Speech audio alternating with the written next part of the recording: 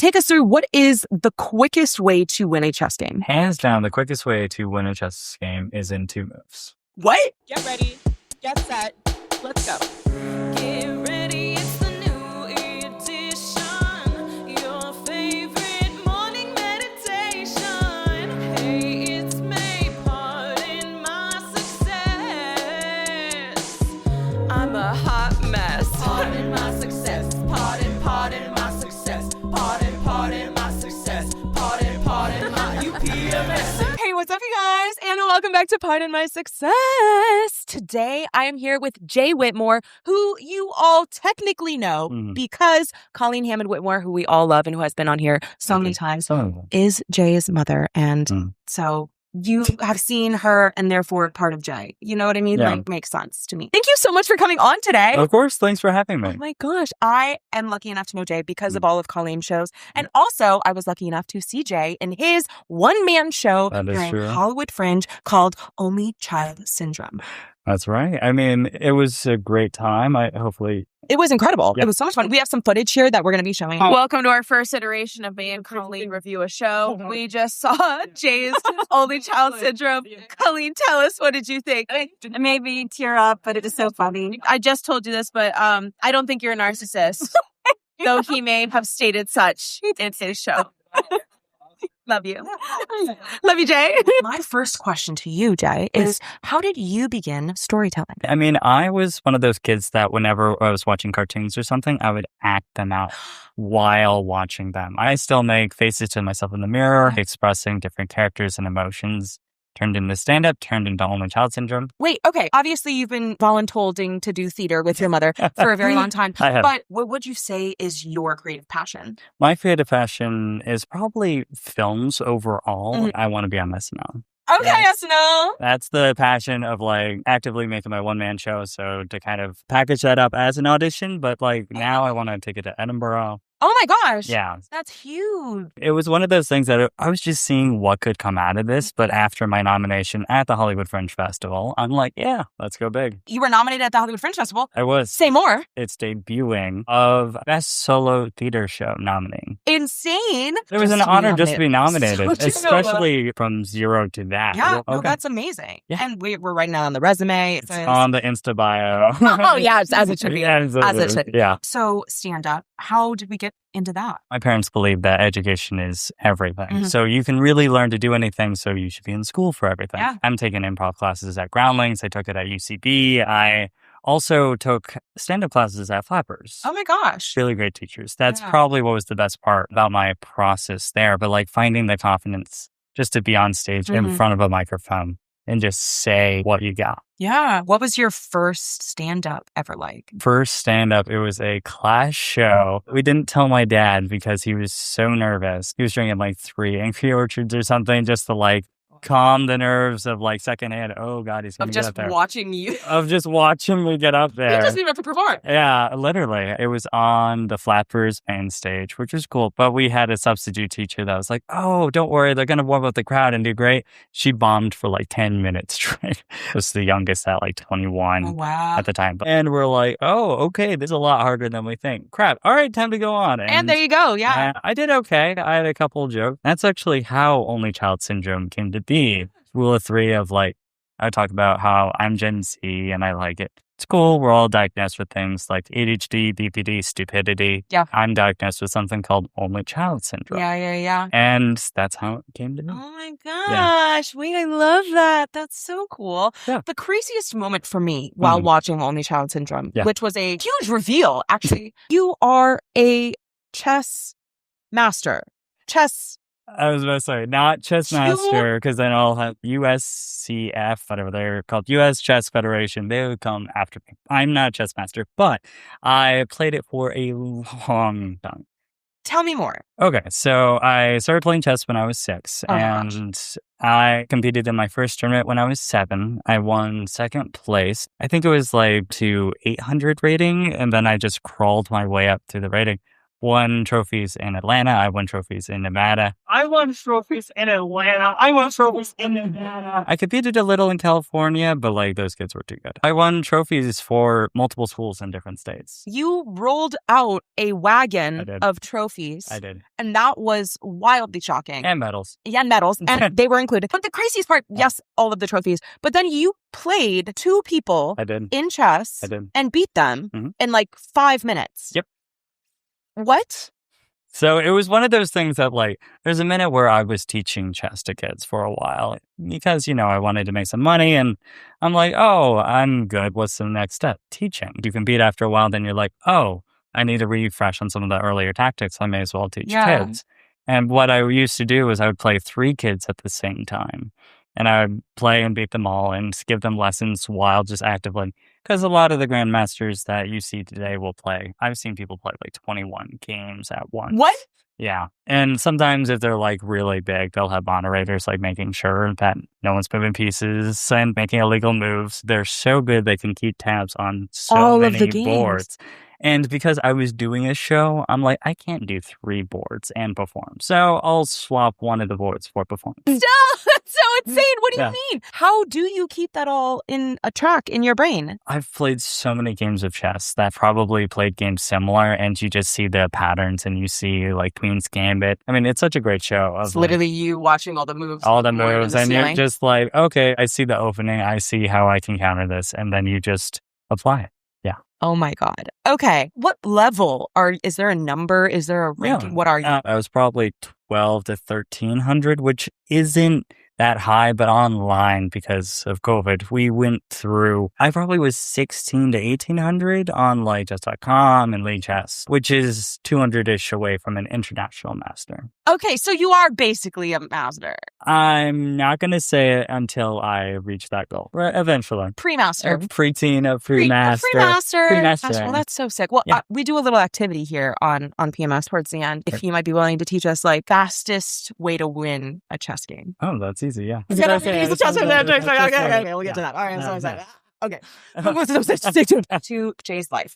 So you are an only child. You're living in Atlanta at this time? As baby child Jay was living in Atlanta for 12 years. Oh my gosh. Okay. So grew up in Atlanta. Grew up in Atlanta. Then from 12 to 22, lived in Vegas. Did you find more performance opportunities in Vegas? It was part of the reason why I became an artist. It was one of those things that like was encountering so many, because in the chess world, I probably would have been closer to an engineer or something. Like I was big into math.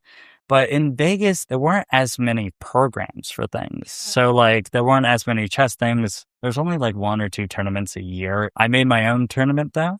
Yeah, it was a tournament where we raised money for Make a Wish. Amazing. Yeah. That's so cool. Thank you. Oh my gosh. So you've been producing literally since I was 13. Since you were 13. I guess if we count that as an art form. Yes, absolutely. That would be my first producing opportunity. That's incredible. I definitely want to A, do it again, and B, keep going with that in the future. I mean, you're obviously on the production staff for every single play and production that your mom has ever and will ever make. Probably. Even if you're not acting in it, you do end up acting in it somehow. I do end up acting in it. Every time. Hamlet, I actively said, hey. Not doing it. It's too big of an opportunity for so many wonderful actors in LA. And then I found myself first day directing it.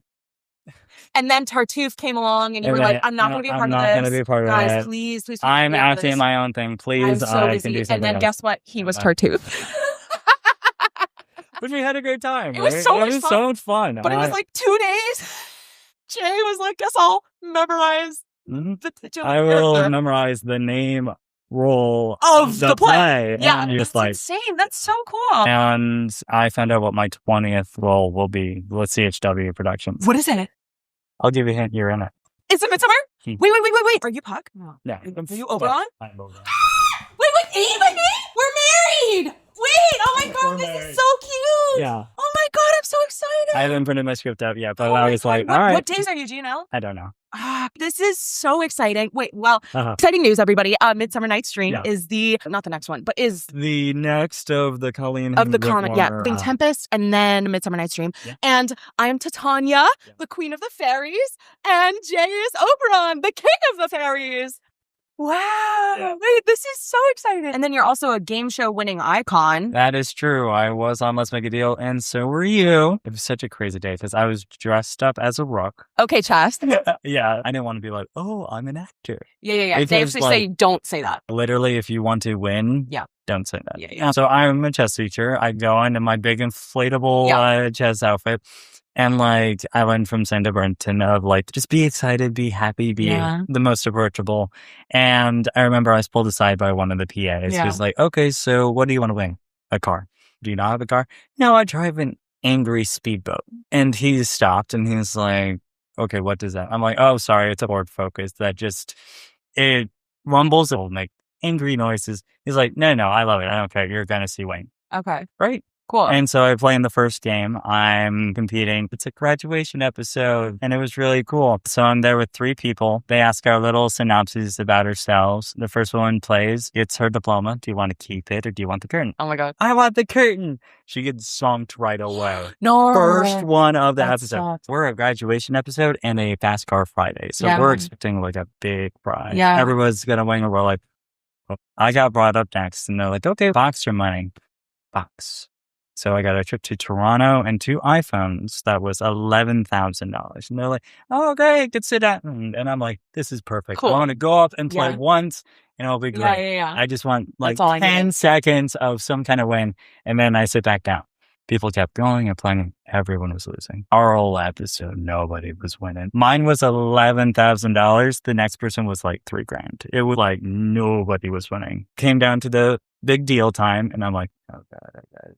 I do it. I'm just like, I gotta do it. No. And they're like, remember, $11,000 is a lot of money. Yeah. You don't have to do this. Okay, are you gonna play or are you gonna pass it? I'm like, I'm gonna play. And it's like, you gotta say I'm going for the big deal. All right, I'm going for the big deal. And I run down, and then they cut to commercial without telling me. So I'm just standing there by myself. And a whole audience of people, and I'm like, oh, This is cool. yeah, it's a fever dream. You know, I picked the second one, which was a trip to Tokyo, a trip to Jamaica, which I'm going to be taking next year. That's so exciting. And a trip to Toronto. I got 3 full trips. That's insane. Airfare covered, the hotels are covered, and guides and like activity and festivities. So you are a winner at heart and in life, and that's truly incredible. And also that makes sense because you are a chess almost master. But my final question to you, what is a piece of advice that you have to young creatives out there that are just starting out? Ooh, that's interesting. My biggest quote that I say a lot, that my mom, literally, it's her favorite quote of mine, is be hungry, not starving. Because it's the theory of like, when you're hungry, you're able to still like use your brain in a sense and be creative. You think outside the box. Or if you're starving, you can eat a sopping pile of crap and be none the wiser, if that makes sense. Yeah. Not to be a little crass, but it's one of those things that like when you're starving, opportunities will not present themselves to you. But when you're hungry and you're open to them, that's when you'll be by far the most successful. Yeah, absolutely. That's great advice. The starving artist trope is so very real. And I do hate that trope of like, oh, you have to be starving to create great art, which is not true. Not true. In fact, I think we should be hungry artists, where it's like you're not starving, you're not willing to take anything. And I think that's so many corporations are able to take advantage of artists because they can tell that you will literally take anything. But if you can hold your standards and say, no, I'm not going to eat that. I want to do it. Right. But have some standards for yourself. Have some standards. Plain and simple. Please. So let us get a little bit hungry for chess. Or chess. Okay. I am not very good at chess. I will say. Take us through, what is the quickest way to win a chess game? Hands down, the quickest way to win a chess game is in 2 moves. What? You can win a chess game in 2 moves. Only as black. Okay. What you would do is you move your bishop, pawn, 2 spaces. So it's only if the white opens up with this move. Yes. Can this work? It can be here or here. Okay. All right. Okay. Which then black would respond to e5. Okay. And this is by far the most important part. White has to move There. here, d4. Okay. Which queen will respond over there. Oh, and then and you're in check. Wow. Someone who plays chess would never do those first 2 moves because they know. Yeah, it would be very unconventional for you to do those moves, and it's all about timing. So true. Now the real question is how you manipulate someone into making that first move.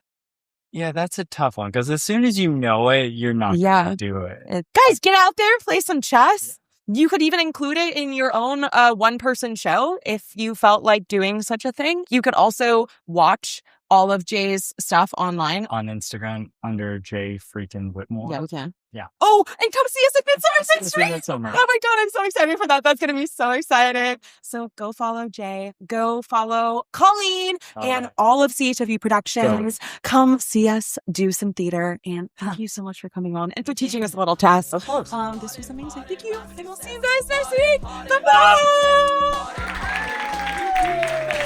Are you PMSing?